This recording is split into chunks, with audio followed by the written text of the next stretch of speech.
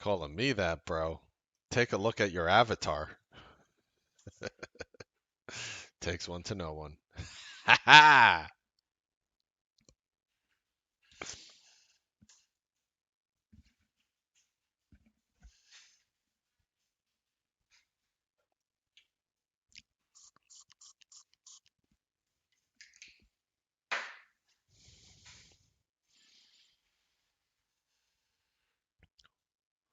Ladies and gentlemen, Bezos, did he depart? No, he didn't! As well as their earnings on Amazon, Google, and crappy Mexican food. Maybe we'll get to some ask marks too. I am Mark Melnick. This is the Newsbeat Show. Kindly pause the slide and read it in its entirety and then hit play. We don't give stock picks, investment advice. We own your soul. Thank you for agreeing to that. What am I going to do with all your souls today? We'll figure that out later. Let's go into the man of the hour here. We're going to start off, ladies and gentlemen, with, with the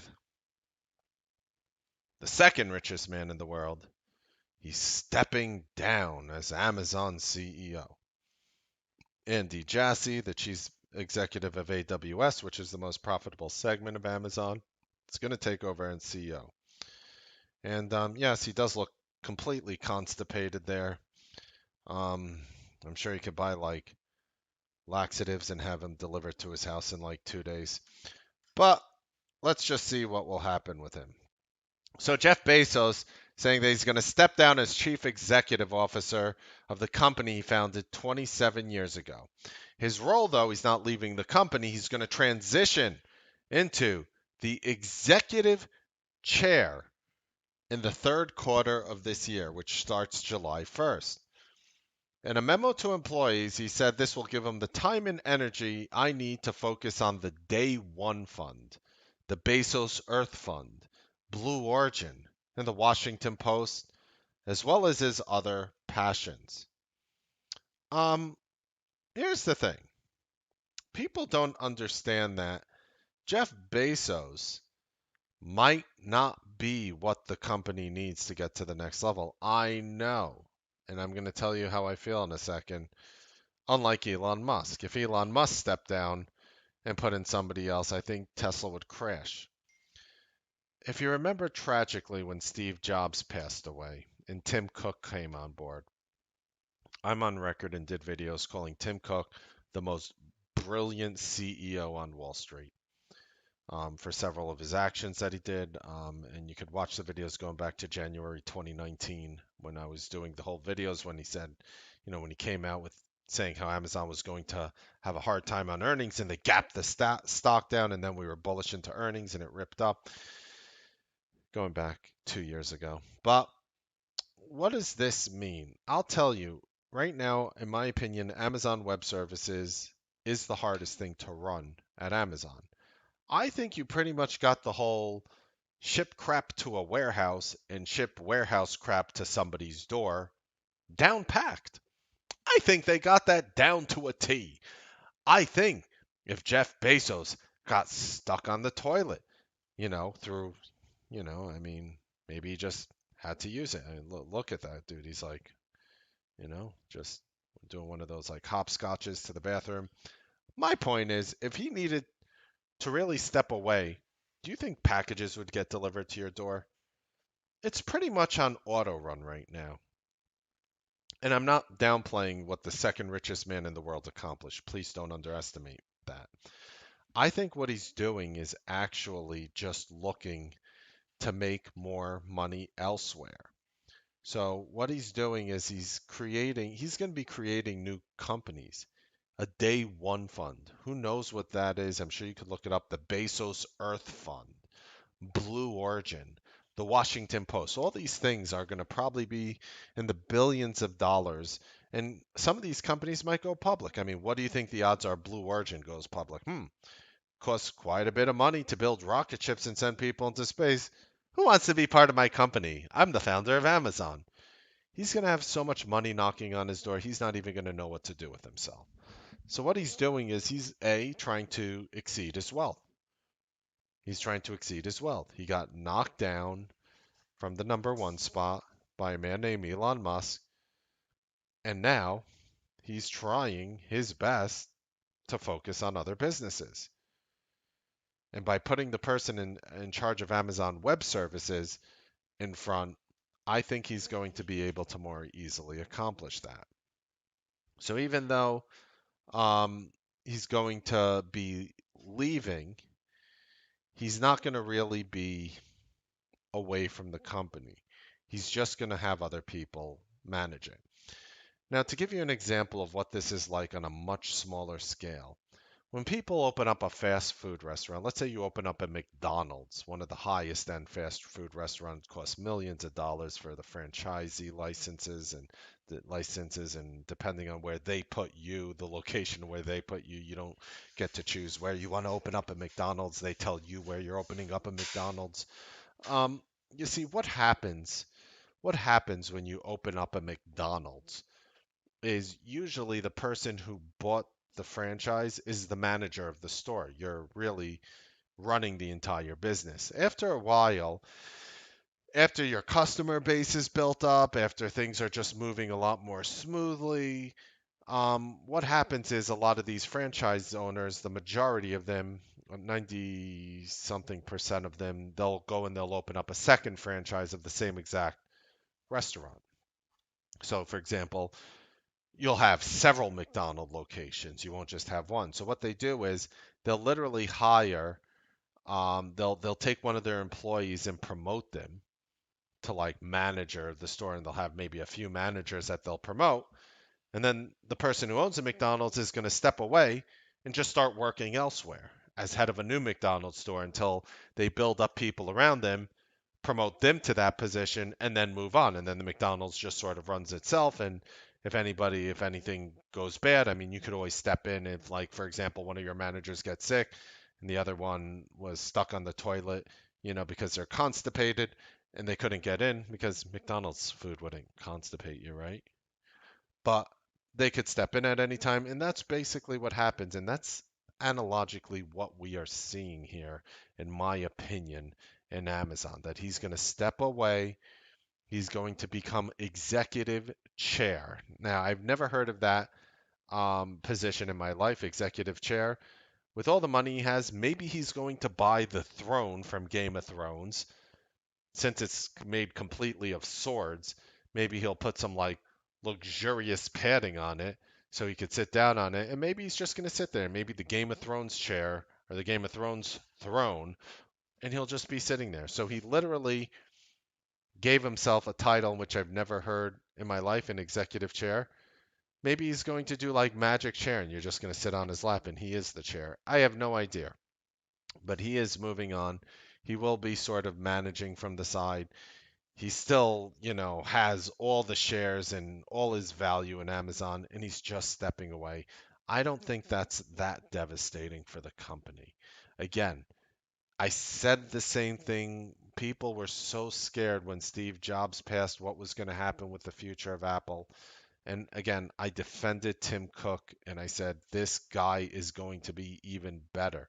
You see, it's not better running a company at this point. Jeff Bezos might not be the best person to run the company at this point. Never underestimate that a person who brings a company from the ground up and gets it to a certain point doesn't mean that that's the best person to get it to the next level and next level and next level. I have no doubt that he could be that person, but maybe his time could be used more intelligently. That would be the only reason why he steps away. He's obviously not looking to retire. I mean, he's like, well, now that I'm stepping away, I could focus on my, my day one fund, my Blue Origin, my Bezos Earth project, and the Washington Post. And, you know, he, he could run those companies now and focus more on them. So, I mean, he's obviously not retiring. It actually looks like he wants to work more. And by sitting aside and saying, I'm just executive chair, he's just going to basically, I don't know, hang out with the board members and whatever, and, you know, give his 2 cents when needed and have a big say in the company and let somebody else do all the work. That's pretty much what I see happening. Now let's go into their earnings. Let's see what Amazon is doing after hours right now. Taking a look at Amazon, we're currently up about 18 points at the moment. It is Kind of volatile over here. After hours, there was some silly print right there, but pretty much it went berserk up and down. All right, look, the Amazon earnings were the best earnings I've ever seen in my life. Okay, it's phenomenal. How does Wall Street, how do these analysts get it this wrong? How? All right. The analysts thought Amazon was going to announce $7.23 profit per share. They announced $14.09. They basically were off by about 100%, the consensus. They thought Amazon was going to bring in 119.7 billion in revenue. Amazon brought in 125.6 billion in revenue. Amazon also gave guidance, something that is very important now because a lot of companies were not giving guidance based on COVID. So Amazon now sees next quarter's revenue 100 to 106 billion dollars. That's ahead of the 95.6 billion expected. And here's the funny part: they're saying operating income is expected to be between 3 and 6.5 billion. The guidance assumes approximately $2 billion of costs related to COVID-19. COVID-19 is the only reason why you're producing numbers like that. People are not going to go to a pharmacy. People are going to be staying home. They're more likely to click and have things Amazon could send to their houses. So, yeah, you know, pretty much at this point, the worst thing for Amazon would be is if everybody got back to whatever they considered normal. Um, with that being said, Amazon Fire TV now has 50 million active users. I don't even know what Amazon Fire TV is. I mean, I know what it is. I've seen it. I've never like used it. I don't know what's on it. I use Amazon Prime. Amazing, just like a Netflix.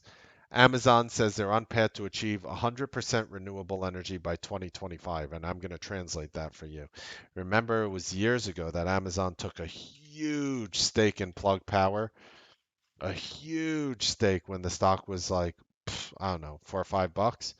They took a tremendously sized stake in Plug Power. Stock is now closed at $64.25. Quite incredible.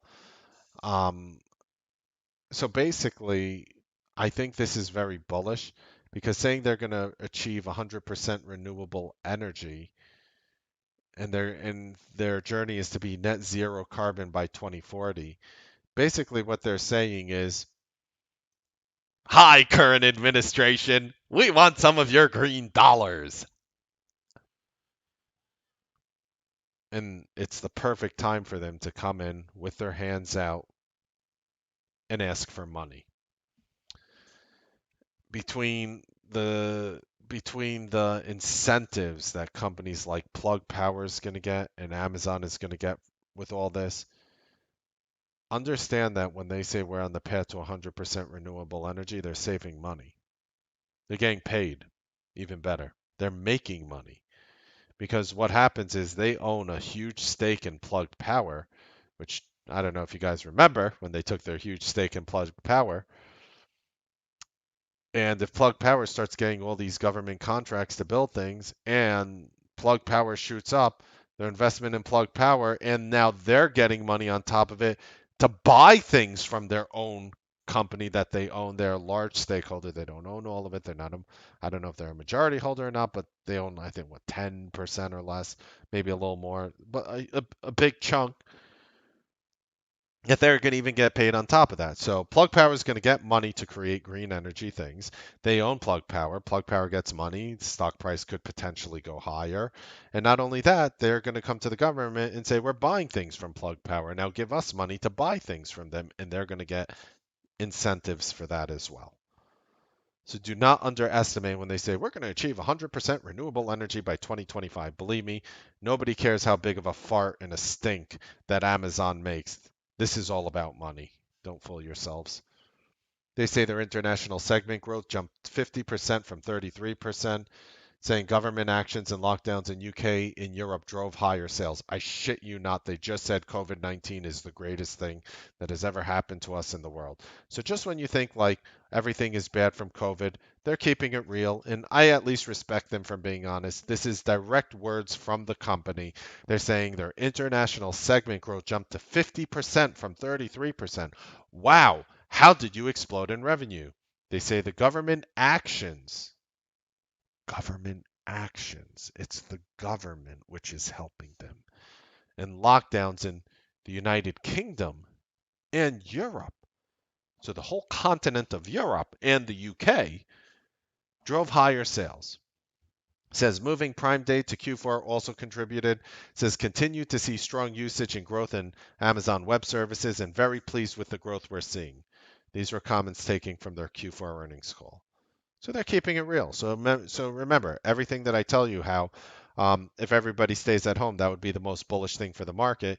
Yes, it would because people are going to not only buy more things from Amazon, they're going to spend more time on Facebook, Microsoft, Netflix, Google, Apple, Amazon, you name it, all the FANG companies and more. That's what happens. So yeah, believe me, when they say, "Oh, well, we might have $2 billion in COVID-related costs," like, what are you going to do? Put temperature scanners inside your warehouses, hand out free masks to people. And what is that going to cost you? 10% of that? And where's the other 90% of the money going to go? I'll tell you. Commercials showing people in masks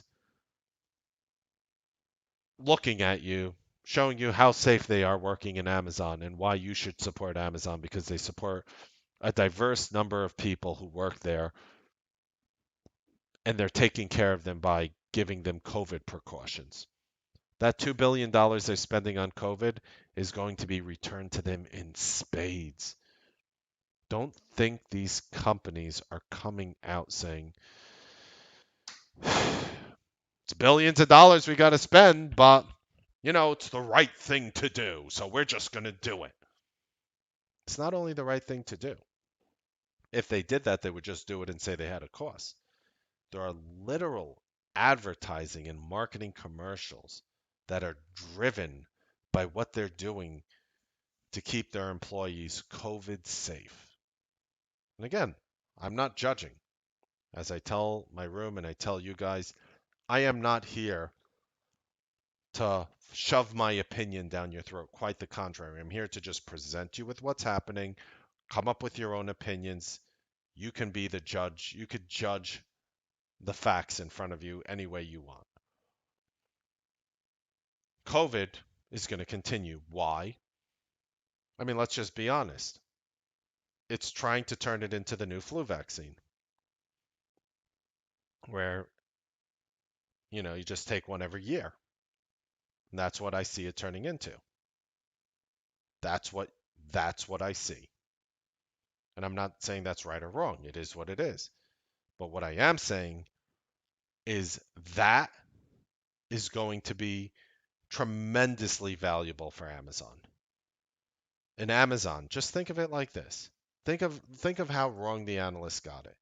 The analysts were expecting $7.23 a share. They announced $14.09. Can you tell me how it's humanly possible how the highest paid analysts on the planet who cover one of the highest valued companies on the planet can get Amazon's earnings per share that wrong? Can you explain that to me? How they were just not even wrong. They weren't even in ballpark. You're going to make about $7 a share? No, we made 14. Oh,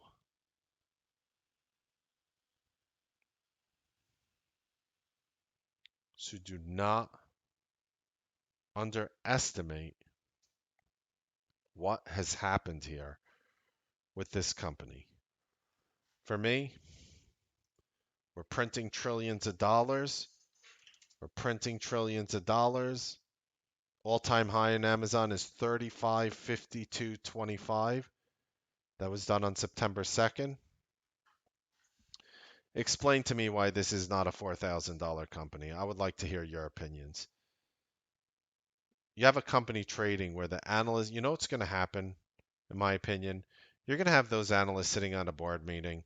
Can you imagine sitting at a board meeting at any of one of the Goldmans or the Morgans or the wherever you are, all the top Merrills and the all the top the Canacords and the Bairds and the all the top analysts, right?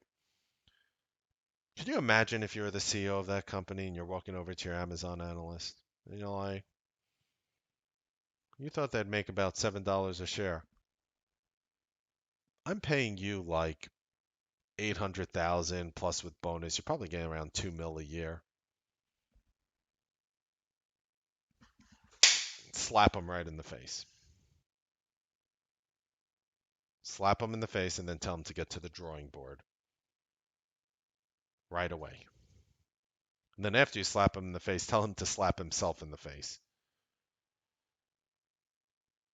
Because you took a company who has such predictable businesses. It wasn't any one contract. It was so obvious that they are going to not only beat, but I mean, what is the massacre their earnings, obliterate their earnings? How the F did you get it that wrong? People don't get earnings that wrong on Apple, on Netflix. They don't.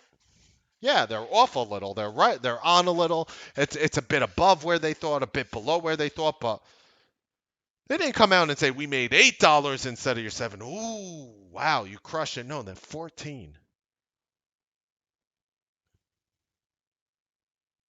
So just so we're clear, the analysts don't know what the F they're talking about. None of them. They're all imbeciles, and I don't give an F about their price targets. Anybody could put a higher price. $5,000 on Amazon. Yeah, but didn't get there yet. It will one day. That doesn't make somebody smart. It makes them a schmuck who's never wrong. And the analysts are schmucks who got it completely wrong on Amazon. I would say shame on them, but they're actually the smartest people in the room because they're getting paid all this money to give shitty analysis on stocks for their companies. Hey, could be worse. Let's move on to Google. Google up massively. $140 gap up right now on Google as we speak. Stocks at $2,060. $2,060. It could go higher or lower between today and tomorrow. Let's see how wrong you would get Google. Pretty straightforward, right? Pretty straightforward on Google, right? Nobody understands the effects of COVID. That's how delusional these analysts are. Like, how stupid are you? You know what people are doing instead of, you know what happens when you let people work from home? As a generalization, you know what they do? They have their web browser up. They're looking up crap on the internet. Oh, let me see. Let me do a Google search on that. Let me look up Bernie Sanders mitten memes. And I know each and every one of you looked up a Bernie Sanders mitten memes. Don't tell me that things, didn't go viral. I'm like, all right. You just look up Bernie Sanders mitten memes and you're sitting there at work and you're supposed to be doing something. And instead of being fully productive, you're just going to give yourself a Google search break and get a little, oh, look, Bernie Sanders on Saturn with the mittens. It's very cold over there. And oh wow, look, and they even have this doll that they're selling for $50. The Bernie Sanders mitten memes helps raise 1.8 million for charity. It became just something that's funny. And then of course, oh, that's Bernie Sanders on the Game of Thrones throne. That's, by the way, what the executive chair is. That's Jeff Bezos's position right now. He's the executive chair. So let's see how wrong the analysts got Google. So when I was coming out, 2 weeks ago and saying these numbers are going to be astronomically high, whether the stock gap's up or down, it's whatever's going to happen, but they're going to destroy the estimates. And so far, what we're seeing is I'm right. So Alphabet, not Google. Who would call them Google? They're Alphabet. Don't you love when people just change their names like that? You know what? I want you guys to, I'm not Mark anymore. I'm Sally. You can call me Sally from now on. $22.30 a share beats the $15.90 expected. Oops. Oops. It was just 50% higher than we thought. Oh, well. 56.9 billion ahead of the 53.13 billion advertising revenue. Check this out. 46.2 billion versus 37.9 billion a year ago.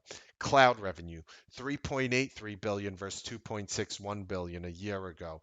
Traffic acquisition cost 10.47 billion versus 8.5 billion a year ago. Strong Q4 driven by search and YouTube. Yes, people sitting and doing shit that's not work. When you're on YouTube, well, I guess sort of I'm working. There are exceptions to the rule. Search and YouTube is what drove the revenues, according to the company. They say Waymo provides hundreds of rides per week, and they say they see their investment pace ramping up over the course of 2021. They say their cloud losses are due to a focus on revenue growth. So you know what happens when you focus on revenue growth? You bring shit to the table that was not there before. That's what you do. And with all the things, and they're going to break into, everybody's going to take a stab at Tesla. You see it already. All these companies, Baidu, Google, Apple, all these companies are taking a stab at Tesla over here. They're going to have their own vehicles, maybe. That's what they're, leaning towards. Autonomous vehicles.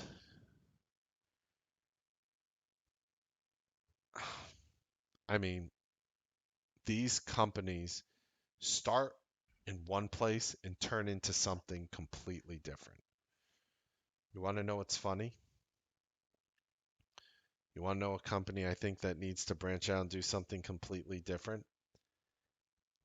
Netflix. Amazon started off as a bookstore because people love buying books in the mail, and to selling you whatever you want in the world, to hosting and Amazon Web Services, to delivery, to driver, to everything, right? To streaming video. Netflix is going to have to do that too. And what we see right now is Facebook is doing it. Artificial virtual reality, they're delving into crypto, advertising, right? Facebook is doing it. Apple has been doing it, from Apple Pay to they make a stab at PayPal, to Apple TV, they make a stab at the streaming stuff, to tablets and products, to music, I mean, they have their hand in everything, right? Same with Amazon. Google basically came out and said, we have to start doing that same shit too. That's the translation. We're focusing on revenue growth. And that's what they're doing. Just to be clear. The earnings for Google, absolutely phenomenal. The analysts are just, where the analysts are? The analysts are literally hanging out with Bernie on Saturn. They're literally like, they're inside the Bernie memes, where like Bernie is sitting on one of the rings in Saturn. That's where all the analysts are. They're just in a completely different world. They're in a world where these companies aren't making exorbitant amounts of money through COVID. That's what world they're on. And let me tell you right now, the best things for these companies and the best thing for the stock market is horrible. And again, I'm not here to judge. I'm here to let you make your own assumptions, your own opinions, your own thoughts, because I'm not going to shove thoughts down your throat. You will never get that here. I will never do that to you. COVID-19, work from home, continuing down this path is massively positive for these companies. And again, you don't have to take my word from it, just literally straight from the horse's mouth. This is from this is not even paraphrasing. This is straight from Amazon's conference call. and I know I was talking to Google, this is just back time, and literally saying government actions and lockdown in UK drove higher sales. Exactly. This is not conspiracy theory. This is logic. And not only is it logic, nobody's even denying it on the company's end. So let's just be perfectly clear. Let's just be perfectly clear. As long as this COVID continues, in terms of locking people down, and what do you think happens if you go back to work and God forbid a flu outbreak happens and nobody knows what the hell they have? I'm like, oh my God, you got the flu. Is it COVID? Nobody's going to know. These companies, paired with trillions of dollars of printing, I think this stock market is undervalued. Excuse me. It's my opinion. And I'll admit that. I don't think it's undervalued. I think it's massively undervalued. Massively. Like, here's the thing. I got news for you. You ready? You know what your stocks are valued in? US dollars. You know what we're printing an infinite supply of? US dollars.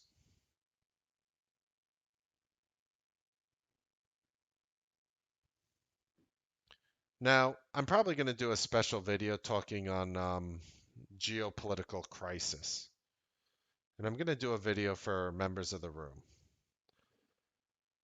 But let me tell you, if you thought last year was crazy, ladies and gentlemen, and it was, and it'll go down as one of those years where God bless you, that you could pass that information down to somebody 10, 20 years from now, you'll still, 30 years, God bless you, people will be talking about 2020, but I promise you, it's going to pale in drama comparison to 2021. Like, if you say on the 1 to infinite scale, 2020 was like a million in terms of drama on that scale, I would say 2021 is like a quadrillion, like that. Like, it's not even compared. Like, you're going to be like, damn, I miss 2020. Like, that's the type of drama I see coming. But don't misconstrue what I'm saying. I believe this drama will be tremendously overall bullish to the markets. And again, not to say we won't have down moves. Maybe we will. Not to say we won't have up moves. Maybe we will. I think it's just going to be overall amazing because what we're doing through this whole crisis is we are literally decimating the value of our dollar. That's, and just to point, and just to be clear, I was never that person. I was never that person who ever came out and said, "Oh, our dollar's devaluating, buy gold and silver." That was never me. That was never me. Despite the fact that I did make a losing bet in silver the other day, but that was never me. Just to explain to you, without getting too nerdy, is you see this U.S. national debt here at $27.8 trillion dollars. Just to put things into, we cannot produce enough money at this point to pay off the debt. Meaning, if we just take all the money that we're bringing in after, we just can't pay the interest on our obligations. You know what that means? The snowball is getting larger and larger and larger. And we know this. We know this. So what we're doing is we're just printing trillions of more and trillions more and trillions more. And here's my argument. I'll show you just to be analogically simple. And I'm using layman's terms here. But I'll explain it to you in the simplest way possible. And I don't think we'll hyperinflate like this, but just for analogical purposes. Here's my argument. Here's my argument to all the bears out there. Not only do I think we are like, let me put it this way. I think we're more undervalued here right now than we were in March of 2020. And just so we're clear, I want to show you what March of 2020 looks like, so you don't think there's crazy in your ear. Maybe there is crazy in your ear, but at least I have an opinion and I can share it. Here is me zooming out on the spiders. Yes, excuse my trend lines. We're right over here right now. I think we are more undervalued now than the spiders were over here. Now you might say, how is that possible? The spiders, and again, excuse all the lines I have. I get it up. I could put it on the weekly or monthly to make it look a little smoother for you. So yeah, here. I think here's March of 2020, and here's where we are today. These are monthly candles. I'm saying I think we were more undervalued. I think we were more undervalued today than we were here. Now you might say mathematically, how is that true? I mean, the lows of the spiders there were $218 dollars 26 cents, and the high of this month, the spiders went as high last month even to $385, slightly higher than we are now. I know the month just started. So how is that even possible? Well, the difference is back over here we weren't hyperinflating and printing all these trillions of dollars. What you see as a result here is us literally decimating the value of the dollar. We are decimating the value of the dollar. Politics aside, I really don't give an F what you think about any president, current, prior. I really don't care. I'm going to spell it out for you very simply.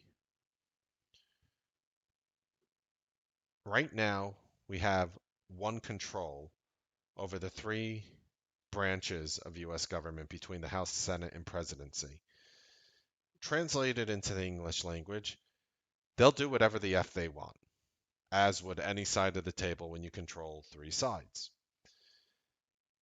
Have you heard Janet Yellen speak? Janet Yellen's going to be, the Fed, um, you know, the federal lady.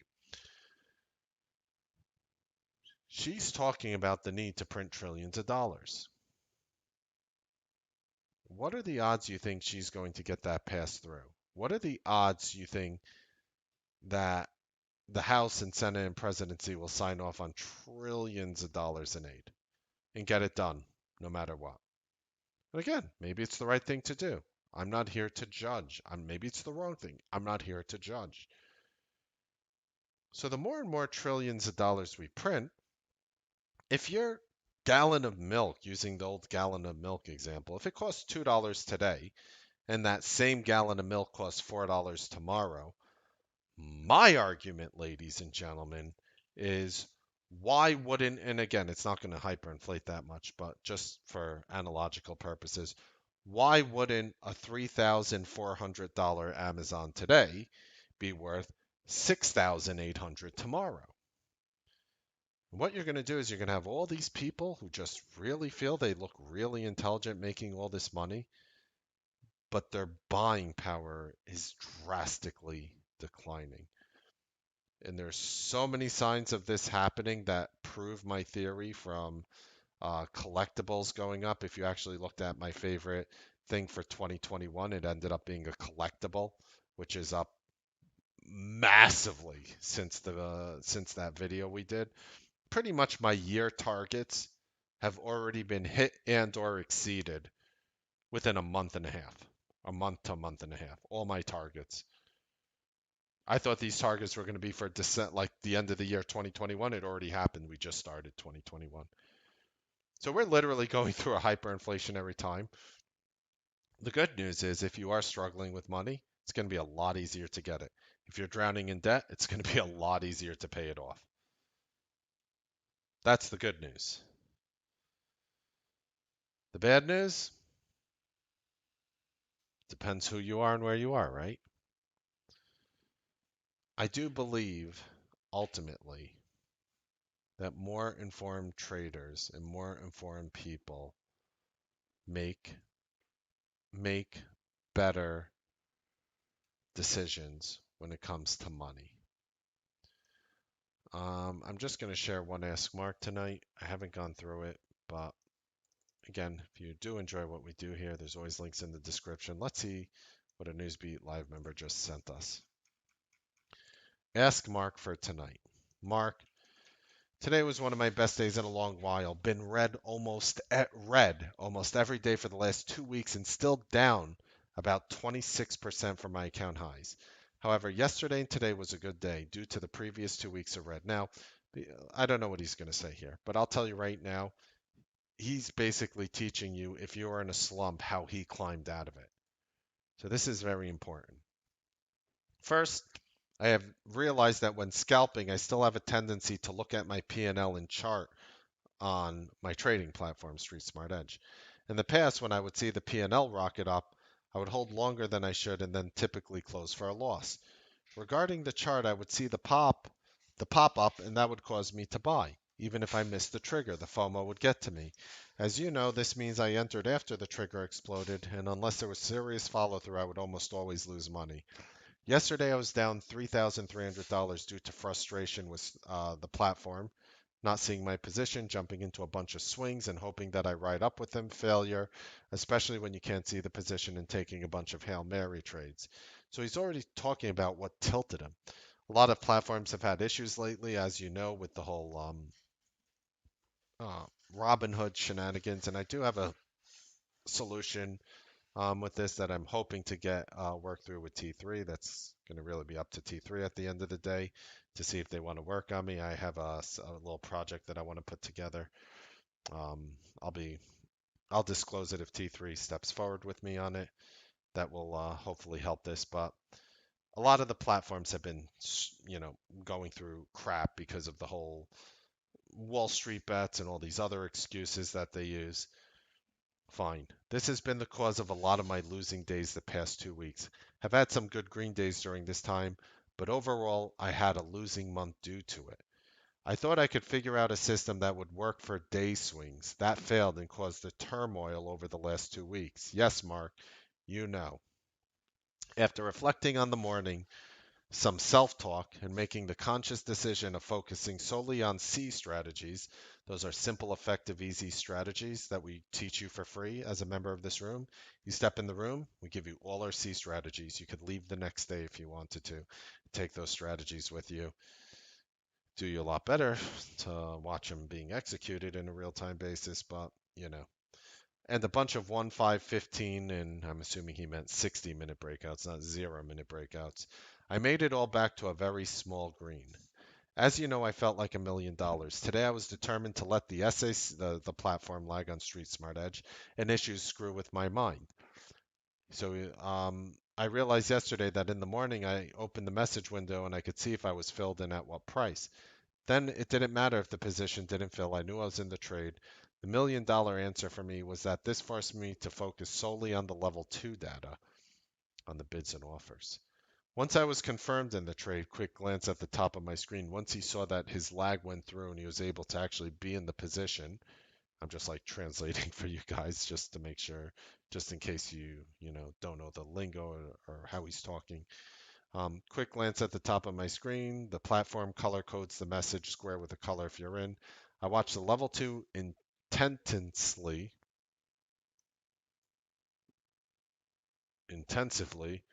and when it hesitated or the S went down, I sold. Again, a quick glance to see that I was filled. So he buys something. He's using a risk system that I developed here for consistency. Um, I'm a big believer that the 2 to 1 and 3 to 1 and 4 to 1 risk reward in your favor, and all you need to do is bat 40 or 50% and you'll make money. It doesn't work for the majority of people.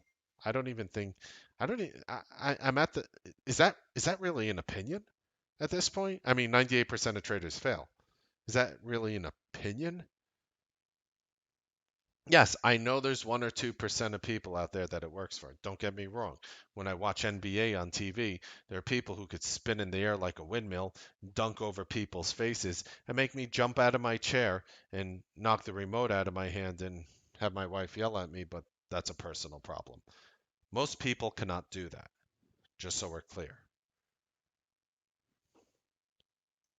This worked beautifully in the morning today. I was actually able to take the Amazon one and done. See, so it's so funny because we actually get, there's actually somebody in the room today who said the Amazon one and done that they lost money on it and it hurt them. So here he's talking probably the best one and done trade was on Amazon, just to show you what an Amazon one and done looks like today. Is you basically buy it through the first green bar, just to put it simply and stupidly. And he bought it right over, through this bar, and Amazon went up 15 points in 1 minute. That's enough to make your month. Traders like me, you can make your entire year in 60 seconds on a move like that using our methodologies. It sounds crazy. You take, you know, you take a 40, 50 spot contract, you pull off like 8, 9, 10 points out of the 15-point move. You get, I'm not saying you would do that, but it happens within 60 seconds. You don't have a lot of time to not let it work for you. You know what I mean? Like it shoots up like super quick. You could, you know, look, you can make 40, 50 grand like in 60 seconds on a name like that with the right size and position. If you're in one contract, you can make $1,000 to have the bare minimum sized position in 60 seconds. Does that sound nuts to you? Only one contract, never take those, but hey, it's earnings today, and I took the Tesla mark one. I never saw these trades when I took them. I only knew I made money after 11 after confirming that SEC was filling me when I pressed the buy and sell buttons. I saw this afternoon that I made $5.26 on Amazon and $3.42 on Tesla. So that's per contract. So that's $526 on Amazon and $342 on Tesla using the minimum size option contract position. It would be comparable to like buying 100 shares of stock. You know, that's each option contract equivocates into 100 shares. There's differences, of course, but you get the picture. It's a generalization. The point of this email is that the epiphany was what I needed to cut was the noise of all the other distractions and focus only on level 2 data. See, this is why this is important that, when I tell you these things as well, that you need to focus in, a lot of these services and rooms, there's no focus. There's no focus. People are just vomiting out 100 setups. You pray to get in the right setup. You pray you're in the right trade, and you do well, you do great, or you fail miserably. And that's what it feels like. There's no working as a team because the guru is smarter than all of you. And even though some of you might share a trade in the room or you have some people do it, there's still no cohesive unit. You know what I'm saying? So when I do it, we cut out all the nonsense. I literally come with the room. I'm like, hey guys, do you like this? Yes, no, no, yes, yes, yes, yes, no, yes. That helps my conviction. Hey guys, what do you like? All right, 1, 2, 3, 4, 5. All right, there are 5 names that people like. I'm looking through them real quick. I like this one the most. You can trade whatever you want, but we're working together to help each other. We're giving ourselves options, idea generation to say, this might be something that I want to look at. That's what makes us such a powerful, that's really makes us such a powerful service. And the fact that we have love and trust for each other too, and it takes it to the next level. Because I'll tell you, every single day, my Newsbeat Live family helps me. I'll tell you right now, I'll talk about my losing trade real quick. I was down approximately, I don't want to scare you. I was down about 5 figures this morning on silver. I took hundreds and hundreds of silver contracts from the day before into today with the big gap down. So just to show you, by silver, I mean SLV. We have no precedent of what Wall Street Bets does. All I see is their schmucky logo. I'll show you their schmucky logo. And they say, to have diamond hands. And they show like this little imbecile thing like diamond hands. They show the little Wall Street Bets logo to have diamond hands, meaning, just so you know, if you're curious about what diamond hands actually means, here's the actual definition of diamond hands, just so we're clear. Hold on, let me find that. Where did I put it? Put it over here. All right.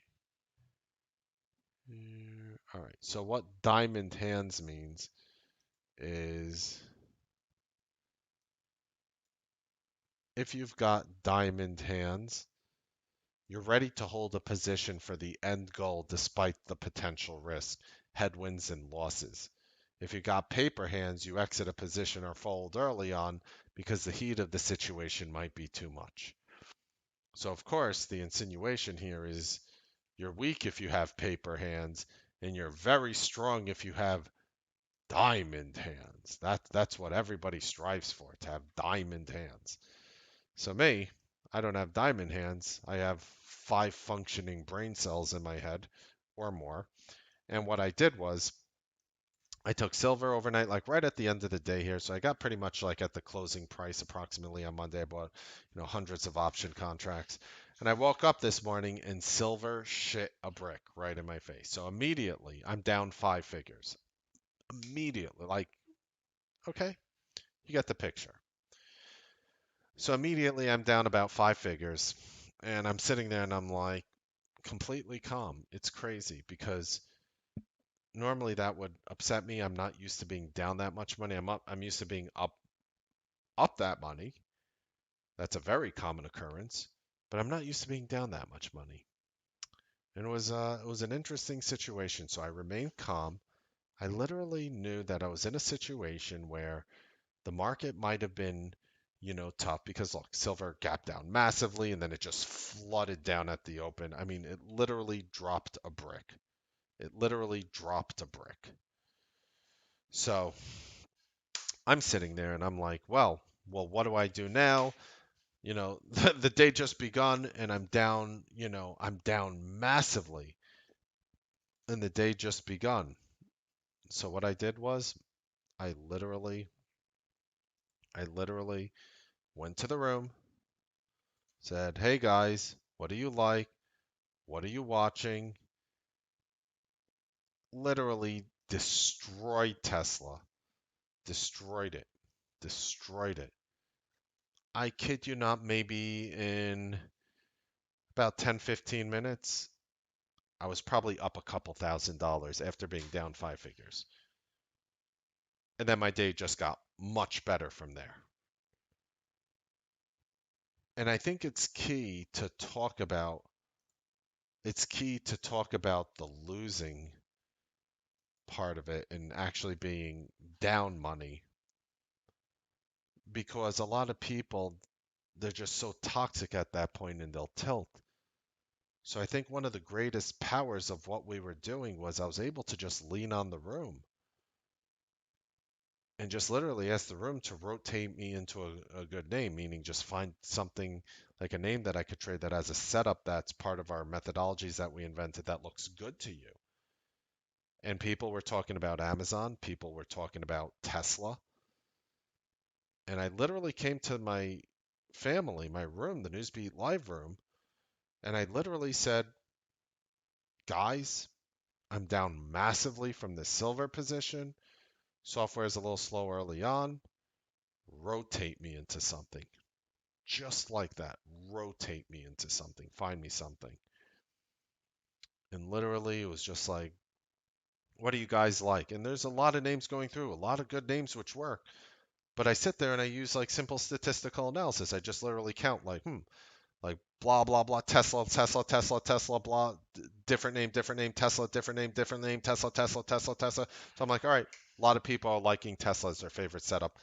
That's the name I'm going to watch. I look at it, I agree, it fits my what I like for my own personal risk reward parameters, and just like that, 10 15 minutes into my day, and again, I don't boast P&L. My P&L was multitudes higher than that at the end of the day.